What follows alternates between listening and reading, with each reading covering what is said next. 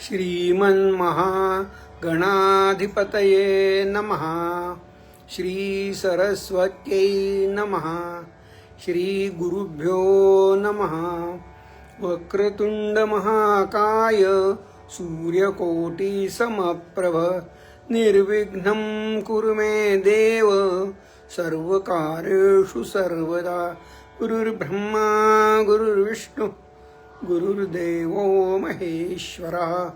गुरु साक्षात् परब्रह्म तस्मै श्री गुरुवे नमः।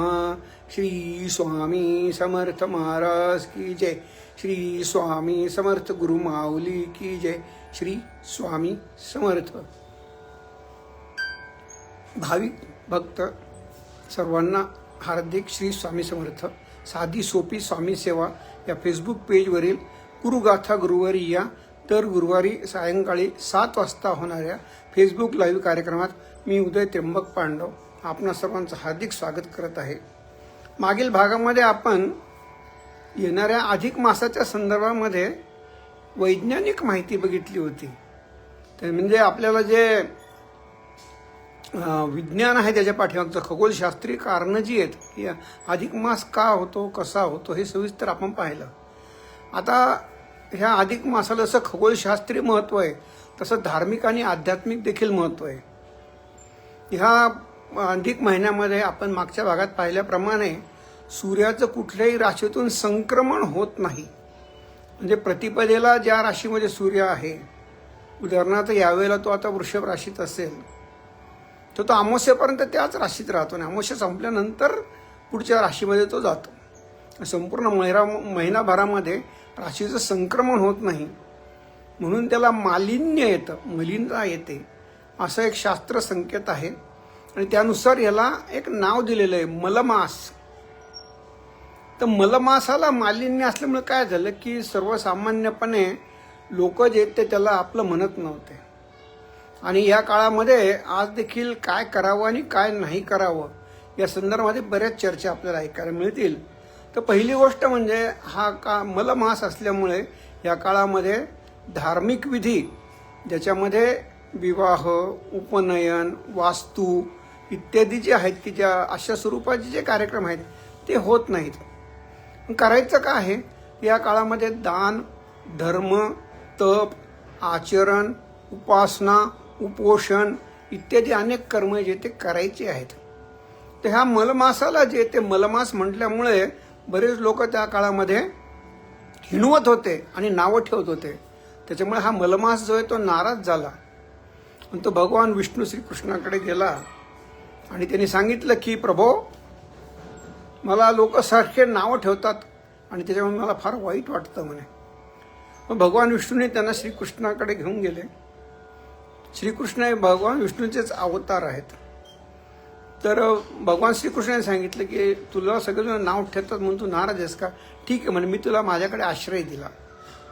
भगवान श्रीकृष्णाने त्याला काय द्यावं हो, स्वतःचं नाव दिलं त्याला, पुरुषोत्तम मास। तेव्हापासून या महिन्याला पुरुषोत्तम मास म्हणतात। अजून काय पाहिजे? आणि दुसरं वरदान दिलेलं आहे की तुझ्या काळामध्ये जे जे दान, धर्म इत्यादी कर्म होतील, तप, आचरण होतील, या सर्वांचं खूप मोठ्या प्रमाणामध्ये पुण्य लाभ होईल। इतर काळापेक्षा या काळातल्या पुण्य लाभाचं प्रमाण 100 पट अधिक असेल असं वचन भगवान श्रीकृष्णाने दिला। त्यानंतर मग हा मलमासाची नाराजी कमी झाली। आता हा मलमास जो आहे तर सर्वसाधारणपणे 33 महिन्यातून एकदा येतो। 32, 32.5, 33 तांत्रिक कारणं त्याची बघण्यापेक्षा त्याच्या जेव्हा पंचांगामध्ये दिलं त्यावेळेस आपण त्याला साजरा करतो। आणि पंचांगात जे दिलेलं आहे ते तर विज्ञान एवढं विकसित आहे की त्याच्या आधारावरती पुढच्या कोणत्याही काळातल्या आपण मलमास केव्हा हे बघू शकतो। पण आपल्याला व्यवहारामध्ये त्याची गरज नाही। आपल्याला व्यवहारामध्ये गरज कशाची? ह्या मलमास केव्हा येणार आपल्याला कळलं पाहिजे आणि त्या काळात काय करायचं ते कळलं पाहिजे आणि काय करू नाही तेही कळलं पाहिजे। तेवढ्यापुरतं आपल्याला बघाय। तर सांगायचं तात्पर्य काय की येणाऱ्या अमावस्येच्या नंतर जो महिना सुरू होईल तो पुरुषोत्तम मास असेल, मलमास असेल, अधिक ज्येष्ठ मास असेल। हा अधिक ज्येष्ठ मास संपल्यानंतर निज ज्येष्ठ मास सुरू होईल। ह्या काळामध्ये करायचं काय आहे की 33 या संख्येमध्ये दानधर्म करायला सांगितलेलं शास्त्राने. कारण की 33 कोटी म्हणजे 33 प्रकारचे देव आहेत. 33 महिन्यातून एकदा येणारा हा मास आहे. तर 33 संख्येमध्ये दान करायचंय. आता दान कशाचं करायचंय, तर याच्या संदर्भामध्ये एक शास्त्रवचन आहे की दान जे आहे ते सछिद्र असावं.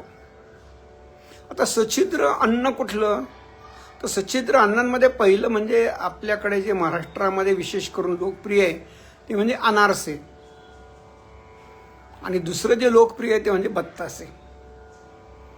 अनारसे हे थोडंसं कुटाण्याचं काम आहे. माता भगिनीला कल्पना आहे की त्याला बनवायला किती कष्ट लागतात. परंतु आज 21सावं शतक आहे, इन्स्टंटचा जमाना आहे. बाजारात देखील तयार अनारसे विकत मिळतात. कसं वापरायचं, काय वापरायचं हा आपल्या आवडीचा, इच्छेच्या, सोयीचा प्रश्न आहे. शिवाय बत्ताशांना देखील छिद्र असतात. तर त्याच्या पाठीमागची भूमिका अशी सांगितली आहे की जेवढे छिद्र आहेत त्याच्यामध्ये तेवढे वर्ष तुम्हाला त्याच्या पुण्याचा लाभ मिळतो. म्हणजे ह्या जन्मातच नाही तर नंतर देखील याच्यापासून होणाऱ्या पुण्याचा लाभ हा मिळत राहतो. ही त्या पाठीमागची भावना आहे.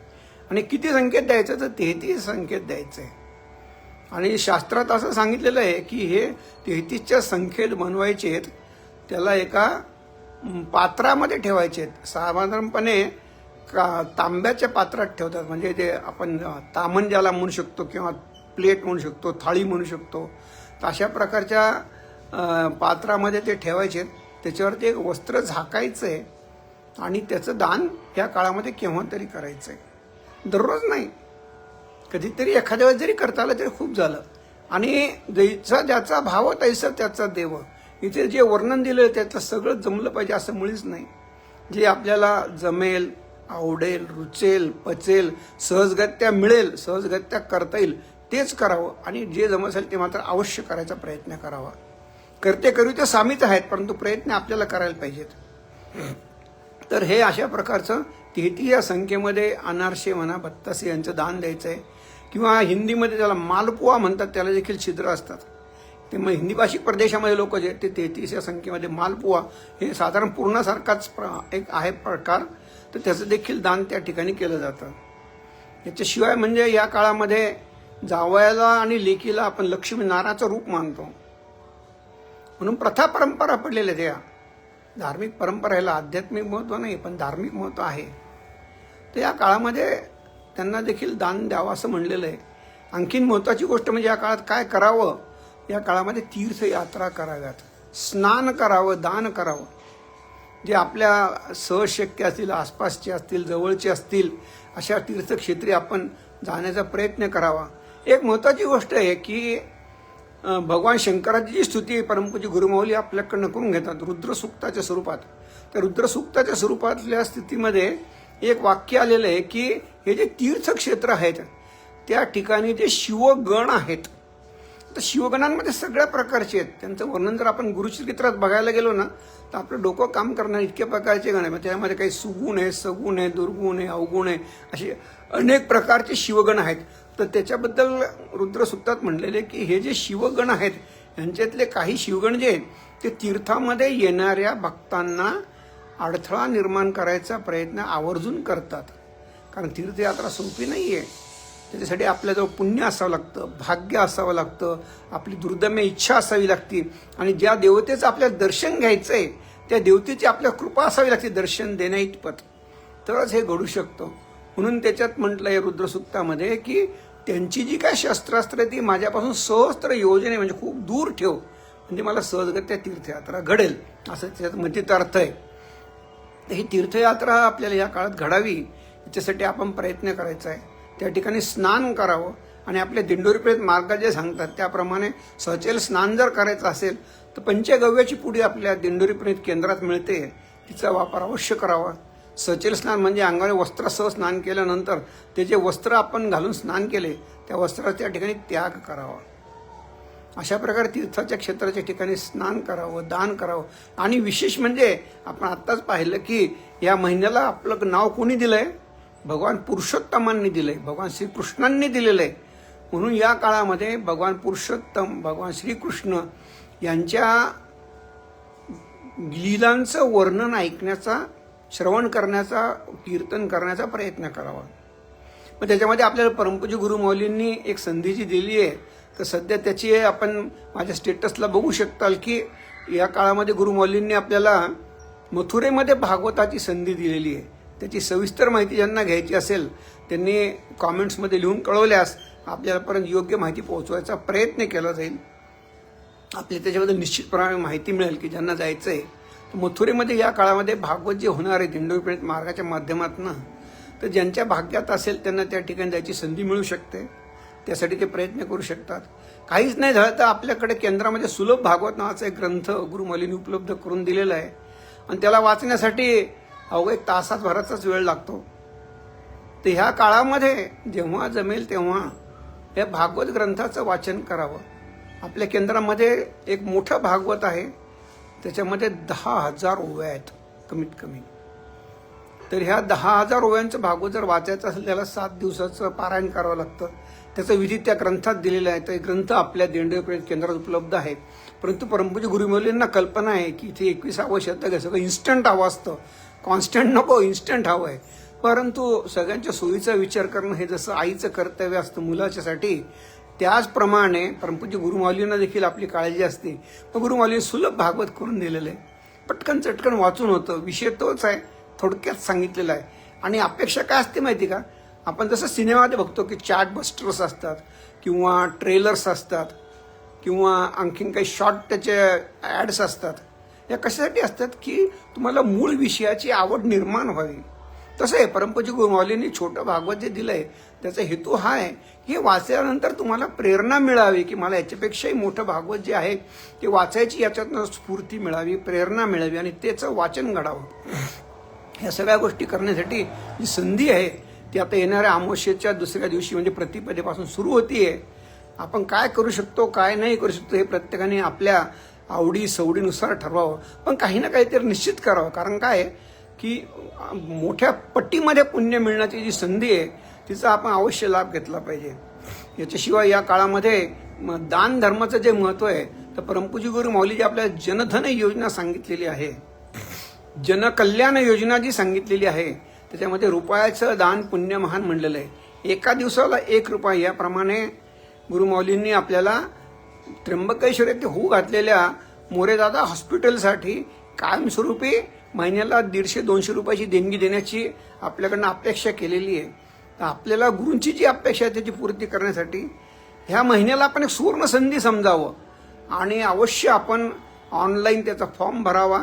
आपल्याला अधिक माहिती पाहिजे असं आपण कॉमेंट्समध्ये लिहून पाठवा, मी आपल्यावर माहिती पोस्ट करेन. जनधन योजनेमध्ये जर आपण महिन्याला 150-200 रुपये जर भरू शकत असू, त्याचा ऑनलाईन फॉर्म भरून दिला तर आपल्या खात्यातनं परस्पर ही रक्कम वळती होती आणि ह्या महिन्यामध्ये जर आपण दान करायला सुरुवात केली तर त्याचं पुण्य अधिक प्रमाणात नक्कीच मिळेल. आणि या एवढ्या मोठ्या ज्या हॉस्पिटलची योजना आहे जिथे दवा आणि दुवाच्या माध्यमातून उपचार होतात, त्याच्यामध्ये आपल्याला आपला खारीचा वाटा उचलायची संधी मिळेल. वाणीला विराम देण्यापूर्वी एकच विनंती आहे, हे ज्ञान गुरूंचं आहे, देणारे तेच आहेत, प्रचार प्रसार करणारे तेच आहे, परंतु आपल्याला एक संधी दिलेली आहे खारीच्या वाट्याच्या स्वरूपात. तर आपण हे ज्ञान इतरांपर्यंत पोहोचण्यासाठी शेअर नावाचं एक बटन आहे, त्याला फक्त दाबायचं, काही करायचं नाही. ते शेअर केल्यानंतर काय होईल की आपले जे मित्र आहेत फेसबुकवरील त्यांच्यापर्यंत ही माहिती पोहोचण्यामध्ये आपला वाटा राहील आणि त्यांनी जर त्याच्यातनं काही पुण्य केलं तर त्याच्यामध्ये स्वामी महाराज तुम्हाला निश्चितच तुम्हाला वाटा काही ना काही देतील. आणि असं जर आपण पुण्य कमवायचा प्रयत्न केला तर आपली मार्ग देखील सुबट म्हणजे सोपा होईल. तर अशा प्रकारे आपल्याला अधिक महिन्यामध्ये अधिकस्य अधिकम फलम हे प्राप्त करून घ्यायचे.